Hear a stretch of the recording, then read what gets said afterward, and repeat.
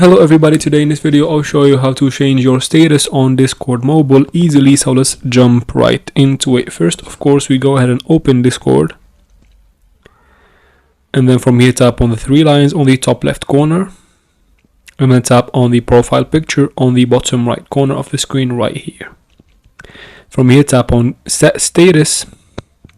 When this menu pops up, you can choose any status you want. Like I'm changing everyone right here. You can see whenever I change it, it changes right under my profile picture. And that's how you do it. You can even set a custom status by tapping on the bottom right here. And then type in, let's say, playing PUBG, for example. Set the timing and then tap on save on the top right corner.